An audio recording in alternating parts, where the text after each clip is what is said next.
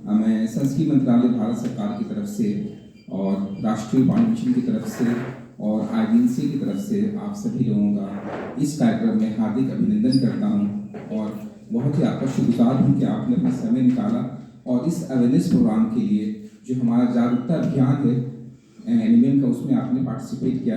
इसके लिए मैं आपको दिल की गहराइयों से आपको शुक्र अदा करता हूँ। जैसा कि हम आप जानते हैं कि जो भारत की ज़मीन है, जो हिंदुस्तान की मातृभूमि है, इस ज़मीन पर बहुत सारे मजहबों ने, धर्मों ने जन्म लिया, यहाँ उनको परवरिश मिली, उनको अपना घर बनाया। तो जो पांडुलिपियाँ हैं, पांडुलिपि का जो डेफिनेशन है जो भारत सरकार की तरफ से है, वो कोई भी हस्तलिखित any handwritten document written on either paper or any material is called the manuscript. It means that the age of that document should be not less than 75 years. तो कोई भी हस्तलिखित चीज जो 75 साल से ज्यादा पुरानी है, हम उसे पांडुलिपियों में लेते हैं।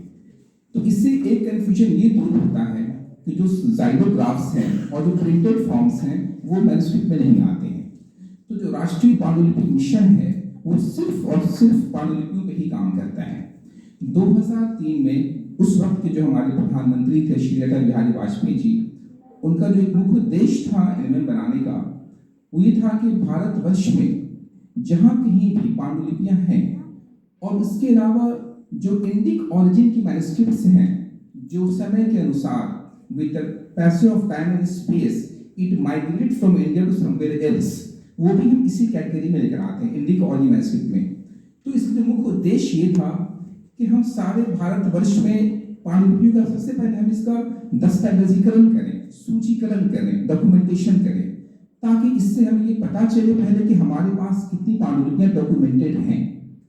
उसके बाद से जो सेकंड उद्देश्य इसका था कि जब ये पांडुलिपियों का जब हम डॉक्यूमेंटेशन कर लेते हैं, उसके बाद इसका हम संरक्षण करते हैं कि बहुत सी पांडुलिपियां जो हैं वो -15 डिग्री सेल्सियस से लेकर 55 डिग्री सेल्सियस के बीच भारतवर्ष में पाई जाती हैं।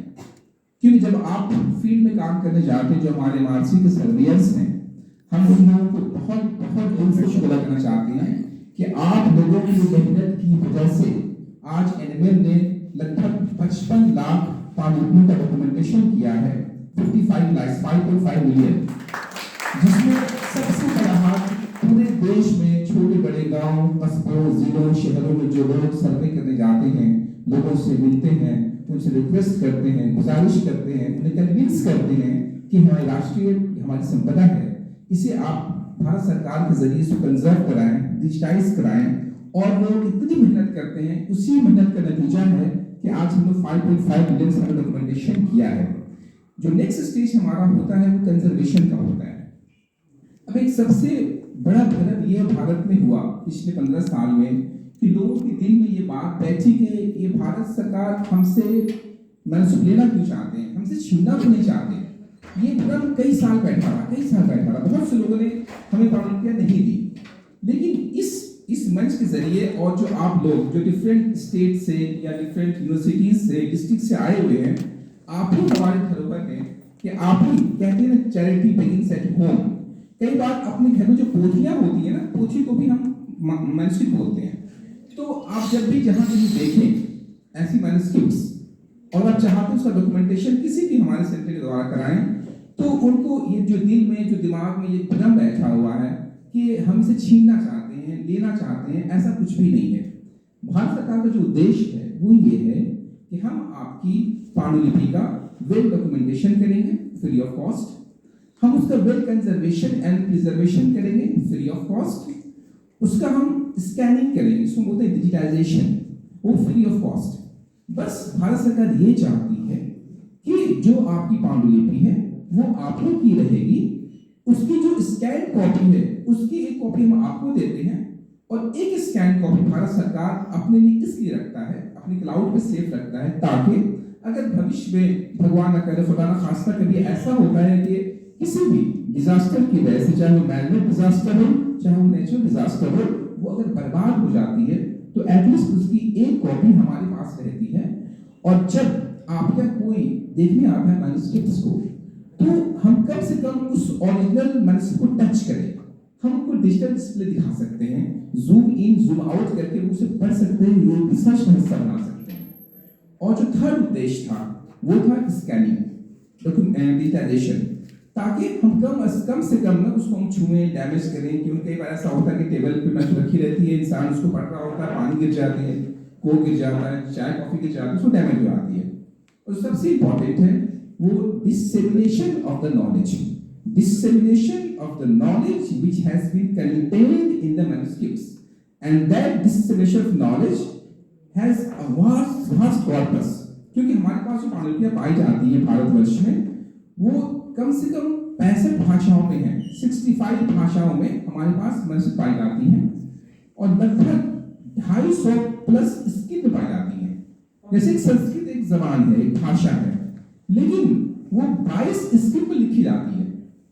तो अब उस 22 स्क्रिप्ट के जानने वाले 22 डिफरेंट भी हो सकते हैं, या एक इंसान 2 से 4 से 5 स्क्रिप्ट जानता है।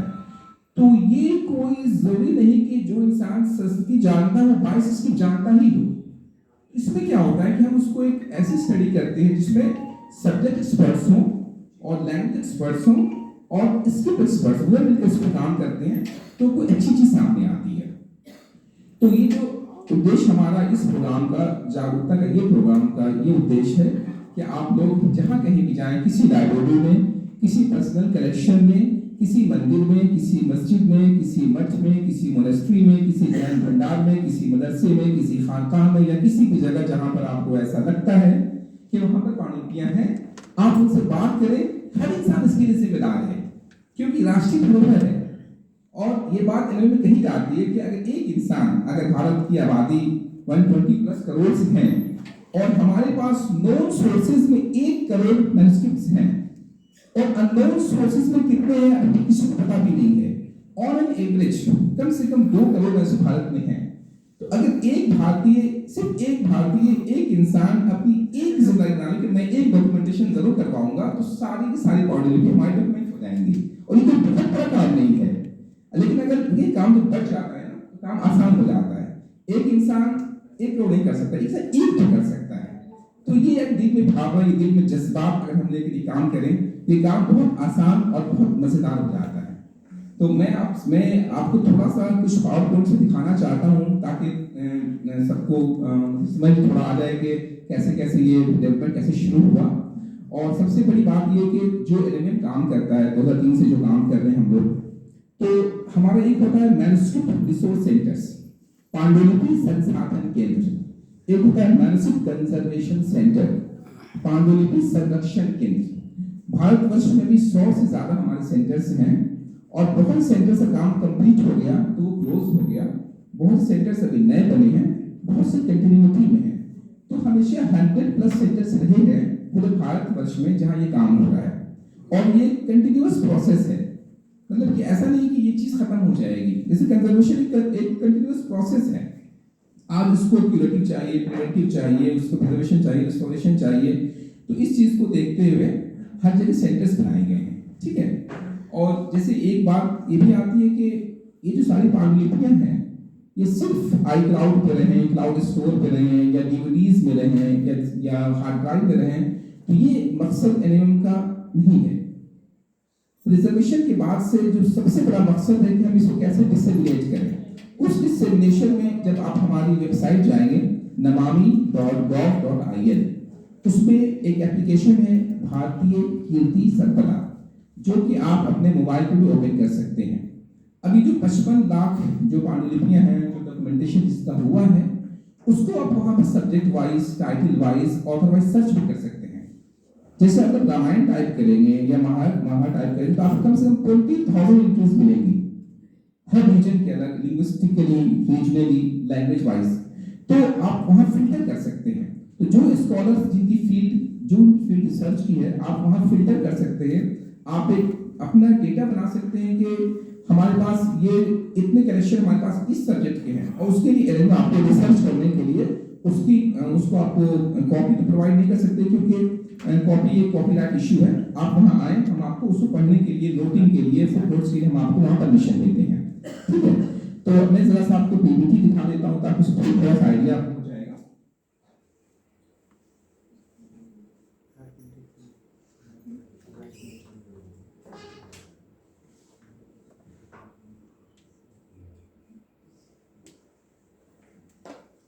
इसमें जो है ना कि कम से कम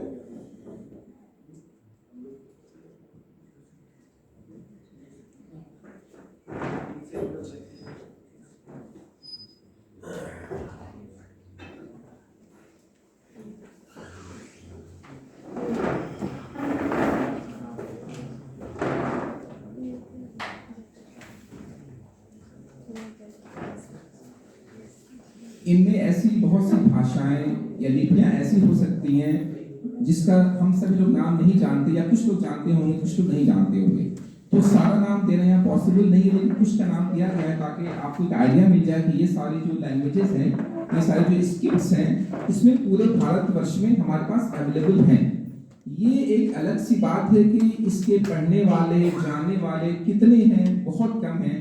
तो जो मैन्युस्क्रिप्ट्स, जो स्क्रिप्ट्स इंडेंजर होती जा रही हैं और उनकी जो लोग कम हैं, तो एक हमारा उद्देश्य ये भी है कि एक हम सेकेंड लाइन जनरेशन हर लैंग्वेज में एक स्टोर करें, ताकि अगर पूरे भारतवर्ष में किसी एक विशेष भाषा को जानने वाले कम लोग हैं तो अपना एक सेकेंड लाइन जनरेशन तैयार कर लें, ताकि आने वाले दिनों में वो उनका काम संभाल सकें। तो ये जो लैंग्वेजेस हैं, आप सबको विजिबल है ना कि मैं एक दो पढ़ दूं? मैं विजिबल है, विजिबल है ना? इसको मतलब ऊपर में लगा दीजिए सर। इसमें देखिए, इसमें जैसे ये लैंग्वेज है विष्णुपुरिया, ठीक है, जैसे बिरहौर, तो कुछ ऐसी जो बिल्कुल लैंग्वेज है ही नहीं, क्योंकि हमने कभी नाम सुना नहीं, लेकिन ये सारी एग्जिस्ट करती हैं। और ये फिल्टर किया गया है डेटा हमारे वेबसाइट से कि जिन जिन भाषाओं में है वहां से लिया गया है। तो इस मीन्स के ये जबान जो है भाषा एग्जिस्ट करती है, कुछ इसमें एंडेंजर्ड है।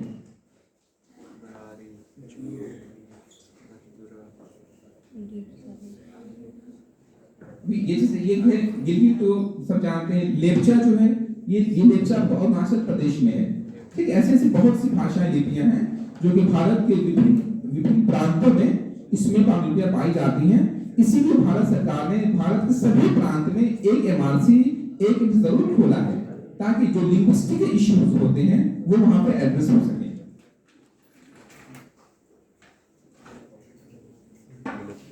अब भारत में जो ये पांडुलिपियों का लिखना शुरू हुआ, सबसे पहले तो जैसे सनातन धर्म है, जैनिज्म है, बुद्धिज्म है, इस्लाम है, क्रिश्चियनिटी है, सिखिज्म है, जो ओरल ट्रेडिशन के बाद से जब हाथ से लिखना शुरू हुआ, मशीन आने के पहले, तो ये सारे जो हस्तलिखित थे ना, वो सारे मैन्युस्क्रिप्ट में ही आते हैं। तो उस समय के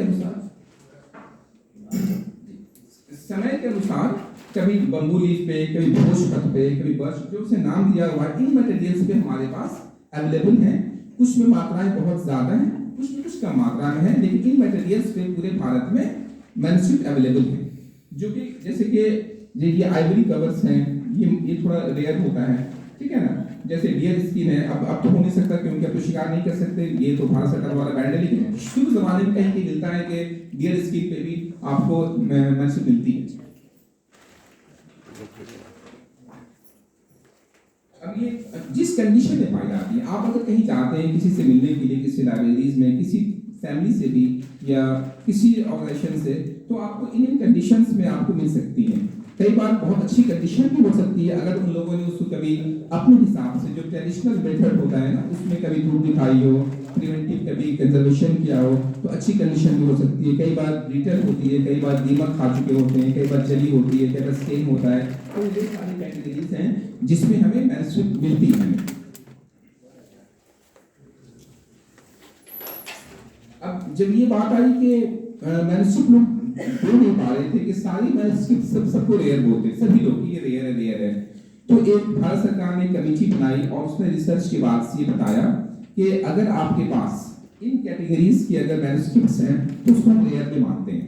तो जो क्लासिफिकेशन हुआ है मैन्युस्क्रिप्ट्स का, रेयर और कॉमन का, तो रेयर की कैटेगरी में ये नाम दिए गए हैं अगर वो आयुर्वेद पे है, मैथमेटिक्स पे है, साइंटिफिक है, मैथमेटिकल है, मेटालिक इंक है, और जो किसी रेयर मटेरियल पे लिखा हुआ है या उस पे 20 नंबर ऑफ मैन्युस्क्रिप्ट, उसको हम रेयर बोलते हैं। तो हम चाहते हैं कि अगर ऐसी मैन्युस्क्रिप्ट है तो जब आप उसमें डॉक्यूमेंटेशन करते हैं हमारे वेबसाइट पे, उसमें ऑप्शन आता है रेयर का, कॉमन का।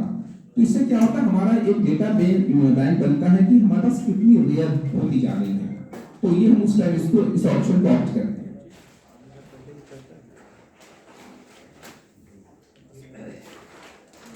ये जब से इन चीज़ों को समझने के लिए जो कोर्सेज होते हैं, जो होने चाहिए, जो भारतवर्ष में लगभग हर यूनिवर्सिटी में कोर्स होना चाहिए पैलोग्राफी का और एस्ट्रोलॉजी का, ये बहुत कम है।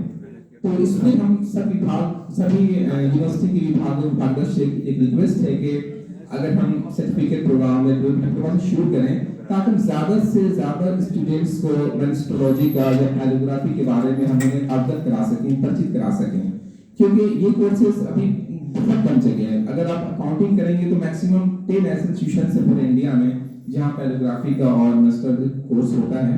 तो इस चीज़ को अगर हम बहुत इम्पोर्टेंट दें और कोशिश करें कि हमारे भी अगर यूनिवर्सिटी में अगर 3 महीने का 6 महीने का कोर्स शुरू हो जाए ताकि यहाँ जो पांडुलिपियाँ जो इस क्षेत्र में है उस क्षेत्र में जो स्क्रिप्ट है, जो भाषा है, उस पर यहाँ की यंग जनरेशन को थोड़ा ट्रेन कर सकें ताकि वो आने वाली जनरेशन को वो ट्रेन कर सकें एक सेकेंड जनरेशन के लिए। ये जो आइकोनोग्राफी है और एपिग्राफी है, बेसिकली इसके लिए अलग से हमारे भारत सरकार के डिपार्टमेंट्स हमारे हैं जो एपिग्राफी के अलग हैं, आइकोनोग्राफी के अलग हैं, ये साइड के अंदर आते हैं ये। लेकिन इसमें क्या होता है कि इसमें भी हमें उन भाषा विशेषज्ञों और लिपि विशेषज्ञों की जरूरत पड़ती है। जो पॉइंट्स है, जो न्यूमिस्मेटिक्स होते हैं, जो पॉइंट्स स्टडी होती है, उस पर भी जो जिस लिपि में जिस भाषा में लिखा होता है उसके लिए भी जो डिसाइफर करने का जो काम होता है किसी भाषा में हो, तो डिसाइफर करने के लिए भी अब बहुत कम लोग डिसाइफर कर सकते हैं। तो अगर हमें लैंग्वेज पे पकड़ होगी, अगर हमारी कैलिग्राफी में कोर्सेज अच्छी होंगे और हमारे स्टूडेंट्स इसमें थोड़ा रुझान दिखाते हैं, रुचि दिखाते हैं, तो इन सेंटर्स को हमारी मदद मिल जाएगी, क्योंकि ये उसमें जो आइकोनोग्राफी है, जो न्यूमिस्मेटिक्स है, इसमें वो टेक्निकल लोग ज्यादा होते हैं, सफाई करना उसका डेट, लेकिन जो उसमें क्या लिखा हुआ है उसको डिसाइफर करना ये हम स्कॉलर्स या जो भाषा जो विशेषज्ञ लोग हैं या जो लिपि जानते हैं वो उसको डिसाइफर कर सकते हैं। तो इसमें हम अहम भूमिका निभा सकते हैं इसमें। इसके अलावा अभी एक प्रोजेक्ट की बात चल रही थी कि जितने हिस्टोरिकल मॉन्यूमेंट्स हैं पूरे भारत में बहुत ज्यादा हैं, तो जो दिल्ली एनसीआर में है और जो उन ऐतिहासिक इमारतों पे जो जिस भाषा में जिस लिपि में जो लिखा गया है उसको डिसाइफर कर एक बाइलिंगुअल या ट्राइलिंगुअल एक बुकलेट की बात है, ताकि उसमें जैसे मान लीजिए कुतुब मीनार है या जो टेम्पल्स हैं उस पर जो इनग्रेव किया हुआ है उस पर काम अच्छा काम हो सकता है। लेकिन सबकी बात हो जाती रुकती है कि जब कैलीग्राफी में लिखा होता है, शिकस्ता में लिखा होता है या बहुत प्राचीन लिपि में लिखा होता है तो लोगों को ढूंढना काफी मुश्किल होती है। तो ऐसे लोग अगर आपको कहीं मिलते हैं, आप सभी लोग हर जगह जाते हैं सर्वे करने के लिए, तो आप वो नाम वो नंबर हमसे शेयर कर सकते हैं कि ये जो विद्वान है ये इस भाषा इस लिपि के ये ज्ञाता हैं, ताकि हमारे पास एक data bank one drops makes question. अगर धीरे धीरे करके हमें पता चलता है कि जो इंडेंजर्ड लिपीज हैं, भाषाएं हैं, उसको जानने वाले हमारे देश में हैं लेकिन हम नहीं जान पा रहे किसी वजह से, तो वो नंबर अगर आप हमारे एलएम की वेबसाइट पे शेयर करेंगे, वहाँ जो ईमेल एड्रेस हमारे डायरेक्टर का है, तो इसलिए आपको बड़ा योगदान होगा।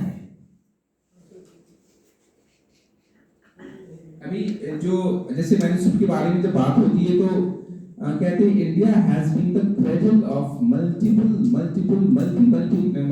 मैन्युस्क्रिप्ट्स, बिकॉज एक एस्टिमेशन ऐसा है कि पूरी दुनिया में जितनी मैन्युस्क्रिप्ट्स हैं ना, पूरी दुनिया को एक तरफ रखते हैं और भारत को एक तरफ रखते हैं ना, तो हमारी मैन्युस्क्रिप्ट्स ज्यादा हैं, क्योंकि आप हिब्रू में जाएंगे, ग्रीक में जाएंगे, बहुत कम है, बहुत सिलेक्टेड है। लेकिन आप इंडिया में जाएंगे तो इतनी ज्यादा है ना कि एक तरफ पूरे भारत का मैन्युस्क्रिप्ट विड्थ और एक तरफ पूरे विश्व का, तब भी हमारा पकड़ भारी रहता है, क्योंकि भारत में ऐसी सभ्यताओं ने जन्म लिया, यहाँ फली फूली, तो उनकी जो किताबें हैं, जो उनकी कल्चरल हिस्ट्री है, जो उनकी हिस्ट्री है, सोशियो इकोनॉमिक जो बैकग्राउंड है, वो सारी चीजें तो हस्तलिखित ही थी। हर दरबार में, हर राजा के दरबार में इसमें दरबारी हुआ करते थे, काफी हुआ करते थे, वो स्क्राइबर्स होते थे, वो लिखते थे, और ये मैन्युस्क्रिप्ट कल्चर था। और ये जो मैन्युस्क्रिप्ट कल्चर था ये कम से कम 25 डिफरेंट तरह के लोगों को रोजगार देता था। कोई रंग बना रहा है, कोई कलम बना रहा है, कोई पुस्तक मटेरियल बना रहा है, कोई सुखा रहा है, ऐसे करके सबको एक जीविका मिलती थी। आज इसलिए भी कम लोग इसमें जुड़ते हैं कि इसमें जीविका की जो अपॉर्चुनिटीज है वो काफी कम होती जा रही है, इसलिए लोग इसमें कम टाइम देना चाहते हैं। लेकिन जितना हमारे जितनी बस संपदा है, जो भारत सरकार सोच रही है कि हम ज्यादा से ज्यादा पांडुलिपियों तक पहुंचे, उनका दस्तावेजीकरण भी करें, उन्हें कंजर्व भी करें, डिजिटाइज भी करें, डिसेमिनेट भी करें, रिसर्च भी करें, तो इससे कुछ लोगों को अच्छा मौका मिलेगा इसमें, जिनकी पैराग्राफी में और भाषाओं में पकड़ होगी, तो उनको भी एक उज्जवल भविष्य की हम कामना कर सकते हैं इसमें।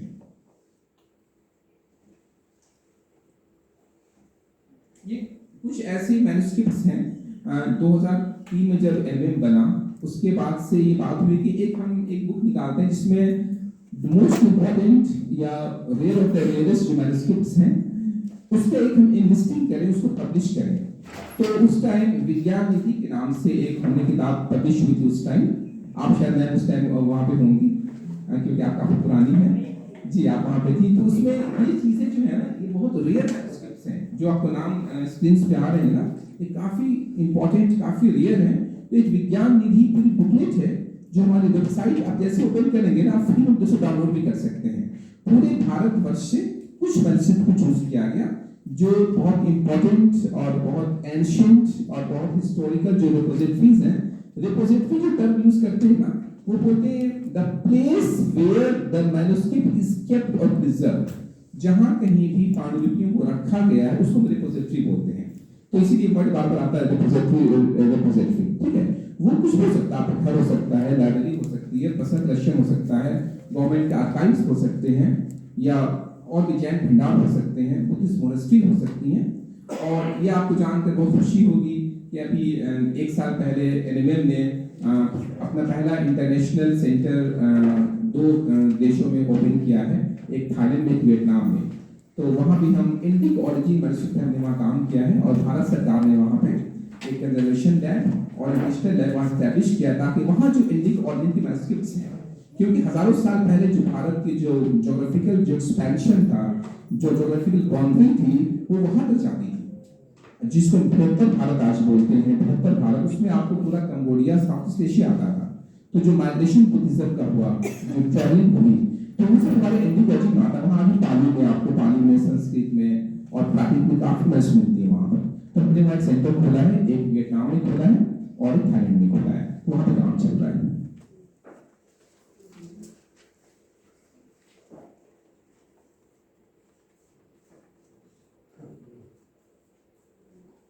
अच्छा, जो मैन्युस्क्रिप्ट्स जो होती हैं जिसको पांडुलिपि बोलते हैं, कुछ ऐसे उसमें सिर्फ आपको टेक्स्ट होता है, सिर्फ टेक्स्ट होता है।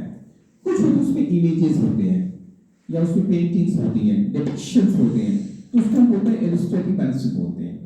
कई बार आपको कहीं पर ऐसा भी हो सकता है कि एक मैन्युस्क्रिप्ट में अगर 100 पेज हैं तो 100 पेज में आपको 90 पेज टेक्स्ट हो और 10 पेज आपको इलस्ट्रेशंस हो, और इसका उल्टा भी हो सकता है। तो उसमें मार्क करना होता है कि that manuscript it has this number of illustrations. जैसे मान लीजिए आपको अगर 100 मिलती है मैन्युस्क्रिप्ट 100 पेज की और 10 अगर उसमें इलस्ट्रेशंस है, तो आप उसमें लिख सकते हैं कि out of 100 folios we have 10 illustrations. तो ये काफी, इसमें काफी इंपॉर्टेंस होता है। इसमें मैथमेटिकल भी होता है और जो ज़ोडियाक साइंस का होता है उसको भी आपको काफी से मिलता है। जैसे ये बोल देता है, हमने कुछ निकाला ताकि आप सभी लोग देख सकें कि डिफरेंट टाइप्स ऑफ पेपर्स भी होता है, डिफरेंट टाइप्स ऑफ मटेरियल्स भी होता है।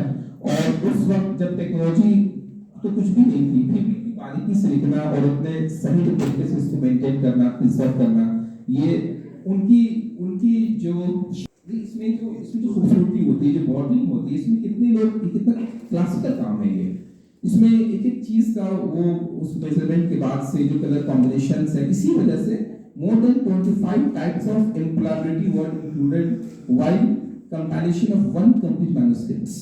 तो इसमें से लोगों को जीविका का काफी उस टाइम साधन मिल जाता था, उसी को हम कहते थे मैन्युस्क्रिप्ट कल्चर।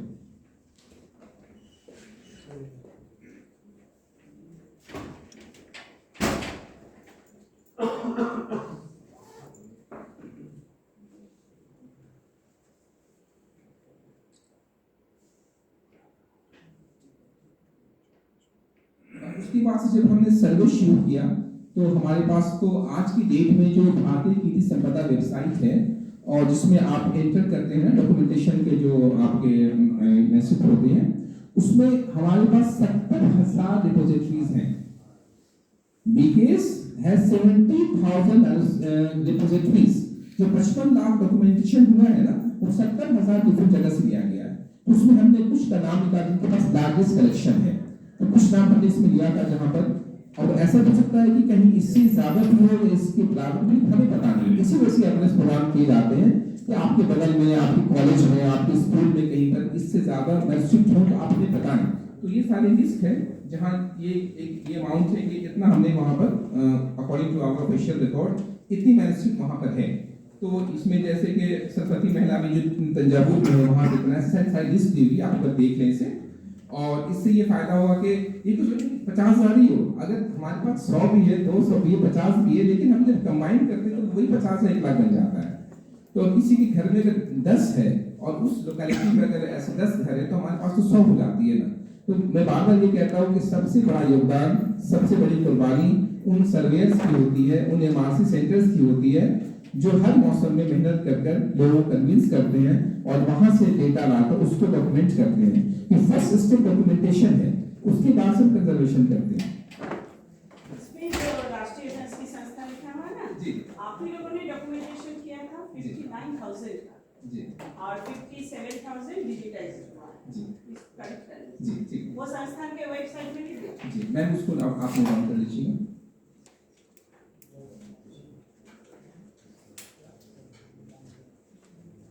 ऐसे 79,000 जी, मैम आप मैं बता दूंगा। जैसा कि आपको पहले बताया गया कि अब ये इतना बड़ा काम था पूरे भारतवर्ष में, तो इस पे बात हुई कि हम 2 ही सेंटर्स खोलेंगे, एक एमआरसी कहलाएगा, एक एमसीसी कहलाएगा, ठीक है। और इसके अपने जो एमयू साइन होते हैं, जैसे किसी के पास अगर 5,000 या 5,000 प्लस मैन्युस्क्रिप्ट्स हैं तो उसको हम नया सेंटर बना सकते हैं। लेकिन अगर मान ली 100, 200 है, 500 है, 1,000 है, तो जो उसका नियरेस्ट सेंटर है हम वहाँ से उसको क्लब कर देते हैं, ठीक है। और बहुत बड़ा कलेक्शन है तो हम एक सेपरेट ही बना देते हैं। कोशिश करते हैं कि 10 किलोमीटर के रेडियस में कम से कम 8 से 10 किलोमीटर के एक रहे, ताकि वहां से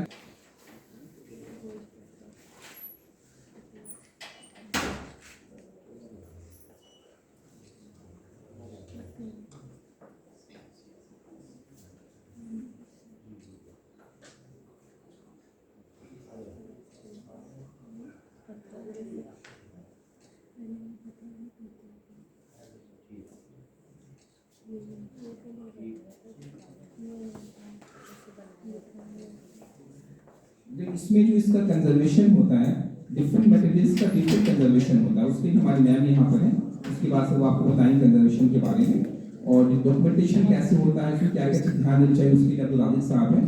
तो ये 2 चीज़ मैं स्किप कर रहा हूँ, वो मैम और सिविल से बताएंगे आपको।